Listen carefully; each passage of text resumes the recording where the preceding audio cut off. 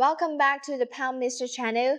In the previous video, we've covered the data browsing functions as well as the basic setup, work mode setup, battery setup, and advanced setup of the PowSmart Smart LVM 12K hybrid inverter. In this video, we will move on to the on-grid setup section. First, a very important note, on-grid settings are highly specialized. Regular users should never change them on their own. Incorrect settings may damage local grid equipment, or an adjustment must be carried out by qualified engineers following the requirements from your utility company or based on on-site power quality analysis. This video does not provide any setting recommendations, it's only an explanation of the available parameters. To access on-grid settings, you first need to enter a password. The default password is 5 zeros. Now let's walk through the main sections. Grid standard allows you to select the regional grid regulation standard your inverter will comply with. These standards define how the inverter responds to grid abnormalities and what grid support functions it must provide. Grid frequency must also be set strictly according to local grid requirements. Cell power maximum defines the maximum power the inverter can export to the grid. Even if the inverter produces more, it will never feed more than this value into the grid. This limit is often specified in your interconnection agreement with the utility and may also be required for equipment protection or policy compliance.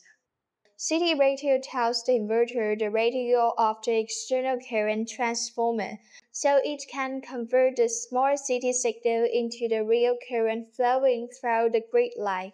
High power maximum limits the maximum power the system can draw from the grid. When solar and battery power are not enough, the inverter takes power from the grid. With this setting, you can make sure the total draw never exceeds your set limit. If combined load and charging demand are higher, the inverter will automatically reduce battery charging to give priority to the load. This is a powerful tool for managing costs and grid usage. Zero export power is used to fine-tune and fully eliminate backfeed into the grid. Because of CD measurement tolerance and response delays, the system may otherwise export a very small amount. With this function, the inverter will always maintain a tiny import from the grid, ensuring zero export in practice and meeting strict utility requirements. On-grid reactive power lets you define how much reactive power the inverter provides. Put simply, active power is like the beer that quenches your thirst. It does the helpful work. Reactive power is like the foam. It doesn't directly do work, but is essential for maintaining voltage and stabilize the grid. This setting defines what percentage of the inverter's appearance power can be allocated to reactive power. Reactive power over or under excited specify whether the inverter supplies inductive reactive power, basically power that pushes the voltage up, or capacitive reactive power, which pulls the voltage down. On-grid power factor allows manual adjustment of the inverter's power factor. A PF of 1 means all power is active power.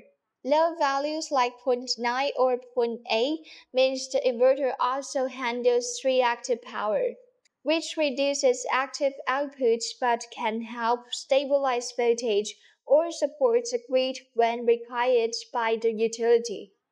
Power factor over or under excited again lets you define whether this reactive support rises or lowers grid voltage.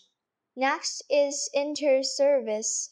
This section defines the conditions under which the inverter can connect to or disconnect from the grid, often referred to as anti-islanding protection. Inter-service enable determines if the inverter is allowed to export power to the grid. Connect voltage low or high, set acceptable voltage range. If the grid goes outside this window, the inverter will disconnect to protect equipment. Connect the frequency low or high, do the same for grid frequency, ensuring safety when the frequency is unstable. Normal connect delay time is the waiting period after detecting normal grid conditions before reconnecting. Normal connected power ramp rate sets how quickly the inverter ramps its power from zero to full when connecting, to avoid sudden shocks to the grid. Reconnected delay time defines how long the inverter waits after grid default before attempting to reconnect. Reconnect power ramp rate controls how quickly power is restored after reconnection, again to reduce stress on the grid. Moving on to grid protection, unlike the simple disconnect thresholds in inter-service, this section provides full right-through capability. Instead of disconnecting immediately during minor voltage or frequency deviations, the inverter can write through then for a set time. For example, if the grid voltage drops to 211.2 volts, the inverter may remain connected for 20 seconds. If the voltage recovers within that time, it keeps operating. If not, it disconnects. This is much closer to modern grid protection requirements. Finally, the other section contains advanced voltage support functions. These turn the inverter from a simple generator into an active grid stabilizer. Frequency drop FP adjusts active power based on grid frequency. Volt watt VP adjusts active power based on voltage to prevent overvoltage disconnection. Volt var VQ adjusts the reactive power with voltage changes to help rise or lower voltage as needed. Watt var and watt PF adjust reactive power or power factor in proportion to active power output. For example, absorbing more reactive power when solar generation is high. LVRT or HVRT forces the inverter to remain online for a short time during severe but temporary grid faults, preventing large-scale outages. Reactive power percentage lets the inverter output reactive power according to a set percentage. Discharge PF adjusts the power factor in proportion to active power while the battery is discharging. Charge PF adjusts the power factor in proportion to active power while the battery is charging. And that completes the on-grid setup walkthrough of the PowMr Smart LVM 12K hybrid inverter. Thanks for watching, and we will see you in the next video.